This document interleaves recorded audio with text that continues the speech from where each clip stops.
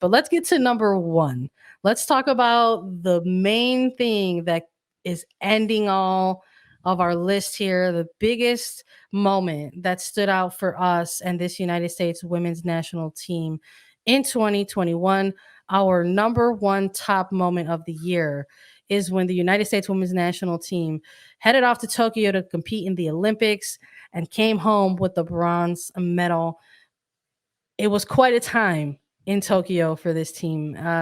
There's no ifs, ands, or buts about it. It's been talked about countless times. We were a part of that ongoing coverage as well, having to talk about these games and cover them. It wasn't an easy time in Tokyo by any means. The team was definitely faced with a lot of adversity, and there was a lot going on there in terms of the questions surrounding the team. There was constant questions surrounding the team, like what's going on in the attack?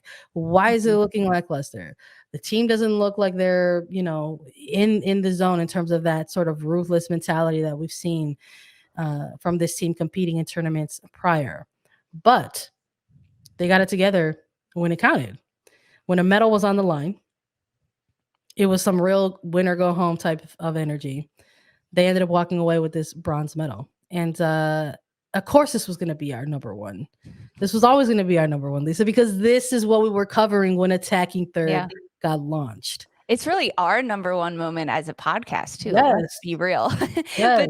but when you look at the full picture of the Olympics, it started out early in 2021 of, the United States, they're just going to like walk into the Olympics and they're going to win gold and they'll go back to back a World Cup and then winning the World Cup and then winning the next Olympics in 2021. And then as it got closer and the United States were put in Group G, the group of death, alongside Sweden and Australia and New Zealand.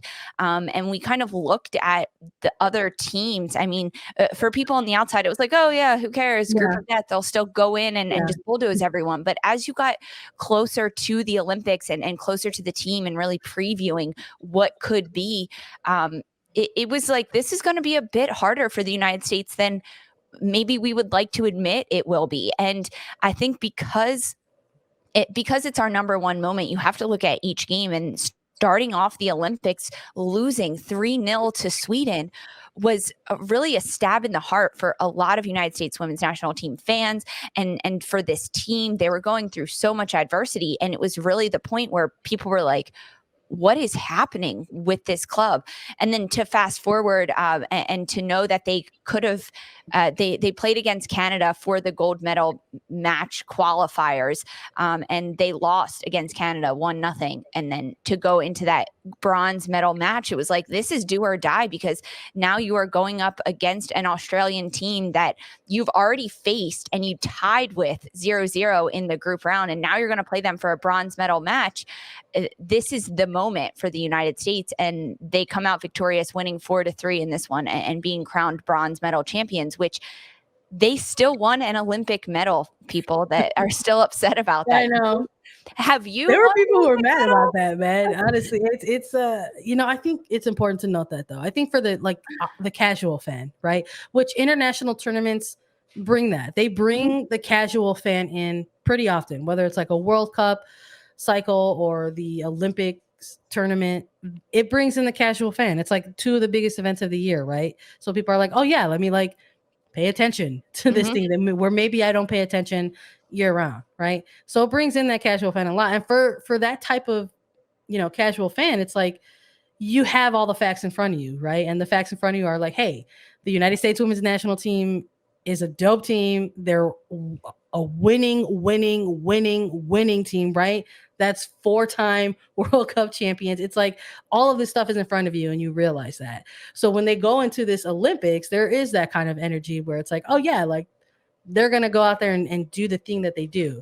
But the Olympics are such a tough tournament. We hear that so often, that they're just different. It's just different compared to competing to a World Cup. It's a much shorter tournament. The game time in the days in between games are much quicker of a turnaround. And it's always been a difficult tournament. That's why there hasn't been that 2-time back-to-back sort of cycle winner where a national team goes to win a World Cup and then turns around to earn gold medal on the podium at the Olympics. It's a very difficult thing to do back to back. And then once they got drawn into that group, I think for those of us who go here, right, who kind of follow this team, once we saw the US drawn into that group with Australia, with New Zealand, with Sweden, I think everyone was kind of like pumping the brakes a little bit. But some of the casuals were still like, they're gonna get out of the group. It's gonna be fine. And yes, it ended up happening. That did come to fruition, but it was a tough way for them to kick off their Olympics with that 3-0 loss to Sweden. That 3-0 loss was the first time the United States had lost since 2017 in the She Believes Cup. So not only was it like, oh, this is how we're starting off the Olympics, this is the taste we have in our mouth, but it also really put a halt on everything that the United States women's national team fan base had built up over the last few years. Having Vlatko Andonovski come in and say he's going to change things around, and going from winning the World Cup to then the tough year that 2020 gave everyone, but for teams looking to compete, they couldn't get together because we were keeping safety in and making sure people had safe times. Although throughout the games that the United States played in 2021, they looked okay. They looked like they knew what they were doing. It was dubbed as an older team heading into the Olympics. And this loss to Sweden to start out the tournament was a tough pill to swallow for a lot of people. And although we, the everyday fans of this team and people following closely, we knew that this group of death was going to be difficult. After that first loss, at 4 or 6 o'clock in the morning, yeah, these are tough times as well. Let's not forget. How do we not start off this segment with the fact that we had to be up at like the crack of dawn? Yeah, like these were 4 a.m. Eastern games that we were watching in the summer, like well before the sun is up. Oh, and then Sandra would have to come together and be like, what happened with Sweden? I mean, nothing, as Megan Rapinoe said, right? Like we got bopped, and that's exactly what happened. But to turn it around and be standing on the podium or winning a medal at the end of it, it has to be our number one moment for sure, to really come full circle of the entire year of what the team did. It has to be our number one moment. Yeah, and it was to sort of see them kind of cap off this tournament with a medal. And there's always going to be a sector out there, right, on the deep dark corners of the internet that are like gold only, and if it's not, you're a bust, and blah blah blah, right? And there was still that even coming out of this Olympics. But look, go kick rocks, man. Go sit on attack. How many of those people on the internet that are have won gold medals? Like, honestly, if you're comparing, performances, my God, they got bounced from the 2016 Olympics in Rio. They had the worst finish ever. They didn't even make it to the medal rounds in 2016. And then to sort of be able to come back for a handful of these players who went through that experience, this is a huge gain for them. They medaled on a podium that is incredibly, incredibly difficult to do. And they did it, of course, against Australia in a wild 4-3. No defenses allowed type of match. It was insane. And that was just a part of the things that they went through during this time. I mean, having that 2-2 draw against Netherlands, right? And having to advance on penalty kicks, right?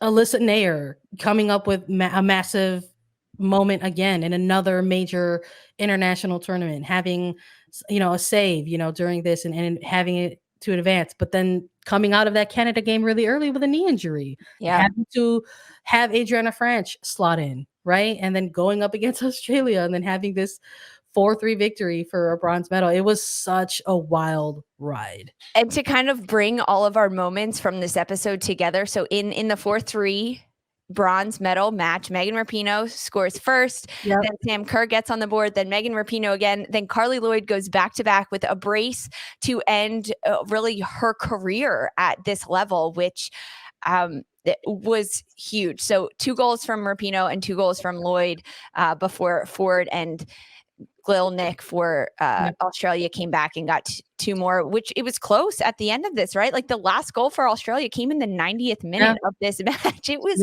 It was not smooth sailing for the United No. States throughout this. If you woke up early, this game like kept you awake. It Oh was yeah. like if you were gonna blink, you were gonna miss something.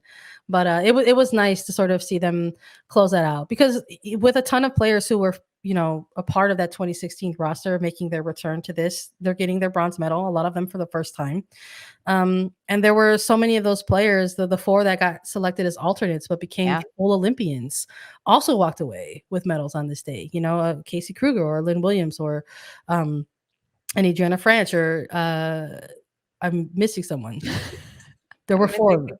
I'm so sorry, but I'm drawing a blank right now. But they were named as alternates, and then because of COVID, head coaches went ahead and they Jane had Campbell, Casey Jane Campbell. Kruger, They Kat advocated Macario, and Lynn Williams. Kat Macario. There you go. We're talking about next gen, and then I'm going to leave off Kat Macario. That's disrespectful. It's fine. It was a long time ago. This was the start of A3. We were waking up early, drinking all the caffeine, trying to stay hydrated. I'm like, that's disrespectful.